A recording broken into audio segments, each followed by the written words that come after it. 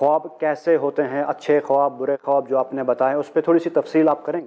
انسان خواب دیکھتا ہے اور اس کو سائنٹیفکلی بھی آج کے دور میں اپروف کیا گیا ہے جی کہ انسان نیند میں جو دیکھتا ہے اس کی حقیقت ہے. اسی لیے کہا REM sleeping method, non REM sleeping method. باقاعدہ اس کے اوپر ریسرچ ہوا تک کہ جانور بھی خواب والی کیفیت میں آ سکتے ہیں، کیونکہ انسان جب خواب دیکھتا ہے تو اس کے جو آنکھ حرکت کرتی ہے وہ باقاعدہ ان کے اسکین کر کے، جب کئی لوگوں کو لیبارٹری میں سلایا گیا، ریسرچ کیا گیا، اس کے بعد کنکلوژن کیا گیا یہی کیفیت جانوروں میں بھی ہوتی ہے. جی قرآن مجید میں ہمیں اچھے خوابوں کا بھی ذکر ملتا ہے اور برے خواب آتے ہیں، اس کی حقیقت کی طرف بھی اشارہ ہوتا ہے. جی سورہ یوسف پڑھتے ہیں تو کچرا خواب، 3 قسم کے خواب ہوتے ہیں. اضغاث و احلام، کچرا خواب، یعنی جس کی کوئی تعبیر نہیں، جس کی کوئی تعبیر نہیں، اس کو اضغاث و احلام، کچرا خواب کہتے ہیں. یہ اکثر ہم بستری سے ریلیٹڈ، شوہر بیوی کے جو تعلقات ہوتے ہیں، ایسے تعلقات والے اکثر نوجوانی میں آدمی سوچتا ہے تو رات میں وہ ریفلیکشن کے طور پہ آ جاتا ہے. جی اور جو آدمی جنک فوڈ کھاتا ہے، بہت زیادہ کھا لیتا ہے، ہضم نہیں ہوتا ہے اور بد ہضمی کا شکار ہوتا ہے، تب بھی ایسے خیالات آتے ہیں جس کی کوئی حقیقت نہیں ہوتی ہے. جی اچھے خواب وہ ہوتے ہیں جن کی تعبیر خاص طور سے فجر سے پہلے جو دیکھے جاتے ہیں، سبحان ان خوابوں کی زیادہ حقیقت ہوتی ہے. نیک لوگ جب خواب دیکھتے ہیں، نبی اکرم صلی اللہ علیہ وسلم نے ارشاد فرمایا مجھے نبوت سے پہلے خواب آنا شروع ہوئے، جو کچھ بھی میں رات میں دیکھتا تھا صبح میں سیم ایز اٹ از ویسا ہی پیش آتا تھا.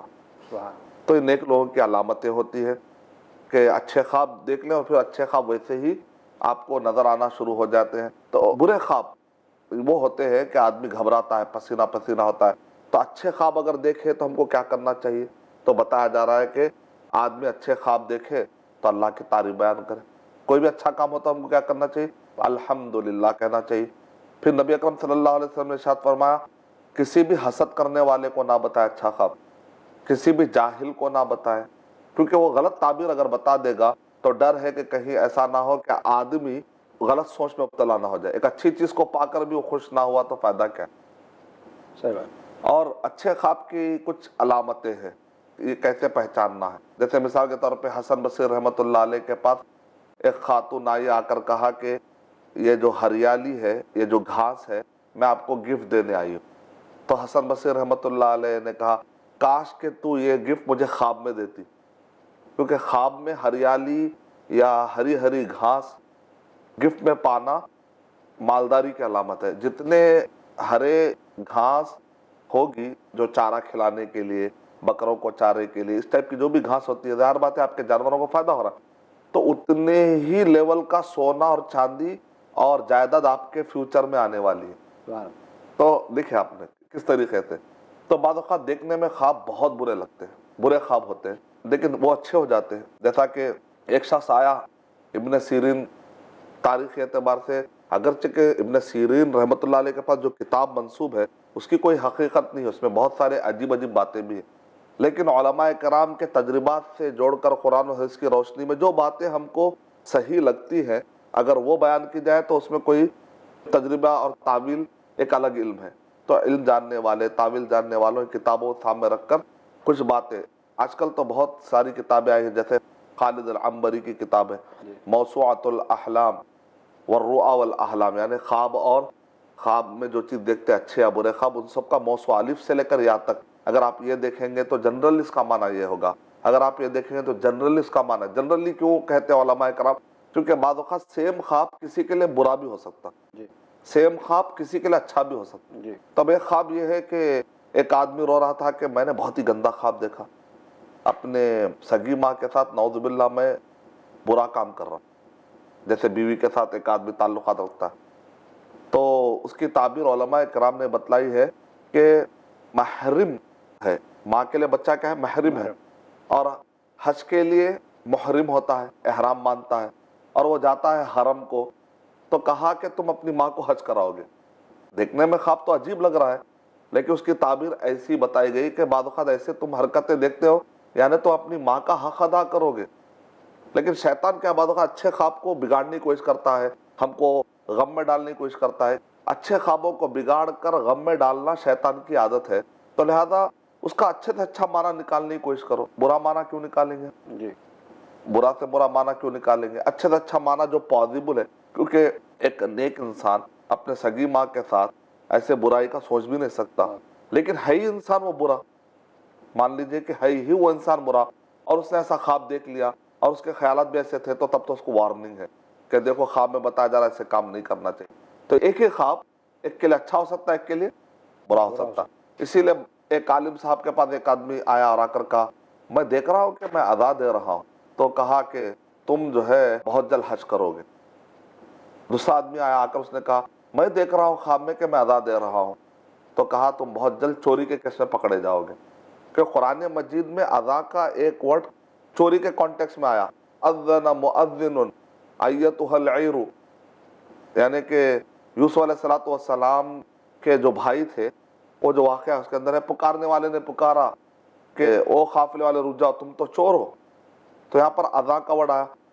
سورہ حج کے اندر وَأَذِّن فِي النَّاسِ بِالْحَجِّ يَأْتُوكَ رِجَالًا وَعَلَىٰ كُلِّ ضَامِرٍ يَأْتِينَ مِنْ كُلِّ فَجٍّ عَمِيقٍ، اے ابراہیم صلی اللہ علیہ وسلم آپ آواز لگائیے، وہاں پر اذا کا ورڈ آیا۔ تو اذا کا ورڈ یہاں پر اچھے کانٹیکس میں آیا حج کے معنی میں، ادھر اذا کا ذکر آیا چوروں کو اطلاع دینے کے معنی میں۔ تو ایک ہی آدمی نے خواب دیکھا تو کہا تم حج کو جاؤ گے، دوسرا برا آدمی تھا، تو اس لیے خواب بتاتے وقت پر خالی خواب دیکھ کر نہیں بتا سکتے، بعض اوقات اس کا تھوڑا بیک گراؤنڈ بھی پوچھنا پڑے گا، بھائی آپ کی عبادت والی کیفیت کیسی ہے، آپ کی نمازوں کی حالت کیسی ہے، آپ کے اخلاق کیسے ہے، آپ اللہ کا حق ادا کرتے ہیں، مخلوق کا حق ادا کرتے ہیں، یا غفلت کی لائف گزار رہے ہیں۔ اگر وہ غفلت کی لائف گزار رہا ہے تو اس کے خوابوں میں وارننگ زیادہ ہوتی ہے، اگر وہ آدمی نیک لائف گزار رہا ہے اس کے خوابوں میں خوشخبریاں زیادہ ہوتی ہے، کیونکہ مبشرات کہا گیا خواب کو، خوشخبری دینے والے ہوتے ہیں، نبوت کا 40واں حصہ ہے، تو یہ ہمارے لیے خوشخبری کا ذریعہ بنتے ہیں اگر اس کی حالت اچھی ہو تو اچھے خواب اور برے خواب اگر کوئی دیکھ لے تو اس کو 6 کام کرنا چاہیے۔ پہلا کام یہ ہے کہ وہ جیسے ہی چمک کر اٹھے، پریشان کی ضرورت نہیں ہے، اعوذ باللہ من الشیطان الرجیم۔ اس کے بعد سیکنڈ کام یہ کرے کہ وہ اگر اس کو نیند بہت آ رہی ہے تو کروٹ بدل کے سوئے، سیم کروٹ پہ نہ سوئے ورنہ پھر وہ کنٹینیو ہو سکتا ہے۔ اسی لیے بعض علماء کہتے ہیں اگر وہ آدمی اس حالت میں سو رہا ہے ہاتھ باندھ پھر وہ پریشان ہو رہا ہے، آپ کو دکھ رہا ہے بازو بیٹھے ہوا وہ پریشان ہل رہا ہے، اس کا مطلب کچھ خواب دیکھ رہا ہے، وہ تو فوراً اس کے ہاتھوں کو جدا کر دے، کیونکہ وہ بیڑیاں بنی ہوئی ہوتی ہے اس کے ہاتھ میں ایسا، تو اس کی جو کیفیت ہے ذری سی بدلنے کی کوشش کرو۔ نبی اکرم صلی اللہ علیہ وسلم نے کہا اس آدمی کو اگر وہ اٹھ جاتا ہے تو کہا کروٹ بدل کر سو جاؤ، یہ دوسری کیفیت ہے۔ تیسری کیفیت ہے کہ وہ آدمی اٹھ کر وضو کرے۔ چوتھی یہ ہے کہ 2 رکعت نماز پڑھے، اللہ سے دعا مانگے کہ اللہ جو کچھ بھی دیکھا ہے ایسا تو نہ ہو، اس کا کوئی اچھی شکل نکال دیجیے، کیونکہ دیکھنے میں بظاہر برے خواب بعض اوقات اچھے بھی ہو سکتے ہیں، اللہ چاہا ان اللہ علی کل شیء قدیر، تقدیر بدل سکتی ہے دعائیں۔ اور اس کے بعد وہ آدمی جو اس نے خواب دیکھا ہے وہ کسی عام آدمی کو ایسے کو نہ بتائے جو حسد کرنے والا، ورنہ لوگوں میں مذاق اڑے گا۔ پانچواں یہ ہے کہ وہ کسی بھی حسد کرنے والے آدمی کو بتاتا ہوا نہ پھرے۔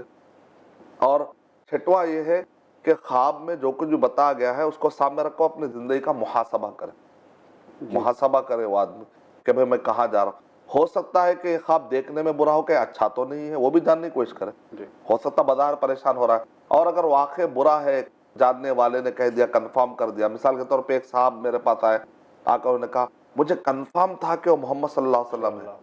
میں نے کہا تم چہرہ دیکھے کیا؟ تو نہیں میں چہرہ تو نہیں دیکھا، کیونکہ چہرہ دیکھیں گے تو سوالات اور بڑھ جائیں گے، بتاؤ چہرہ کیسا تھا؟ کیونکہ شیطان محمد صلی اللہ علیہ وسلم کا روپ دھار نہیں سکتا، لیکن کسی اور کا روپ دھار کر آ کے دھوکہ دے سکتا ہے کہ میں نبی ہوں۔ تو اس لیے پوچھنا پڑے گا ایک آدمی سے کہ تم جو خواب دیکھ رہے ہو، وہ آدمی کہا میں نے دیکھا ایک بہت ہی کالے کلوٹے ایک انسان تھے محمد صلی اللہ علیہ وسلم۔ کہیں گے تم نے محمد صلی اللہ علیہ وسلم کو نہیں دیکھا۔ اسی لیے سعید بن المسیب رحمۃ اللہ علیہ کہتے ہیں جب بھی میرے پاس کوئی خواب کا دعویٰ کر کے آتا تھا تو میں پوچھتا تھا محمد صلی اللہ علیہ وسلم کے بارے میں تم کو کچھ معلومات ہے یا نہیں ہے؟ اگر وہ کہتا ہے کہ مجھے معلومات نہیں ہے تو پکڑا جاتا، تم نے کسی اور چیز کو دیکھ کر شیطان نے تم کو دھوکہ دینے کی کوشش کی۔ اکثر ایسا ہی ہوتا ہے، جتنے میرے پاس آتے ہیں ان کو محمد صلی اللہ علیہ وسلم کا حلیہ معلوم نہیں، وہ آ کر کہتے ہیں بہت کالے تھے، بہت لال تھے، ہم کہیں گے نہ وہ گورے تھے وہ نہ لال تھے، درمیانی تھے۔ نبی اکرم صلی اللہ علیہ وسلم کا چہرہ نہ بالکل باریک جیسا لمبا ہوتا ہے نہ گول، درمیانہ تھا۔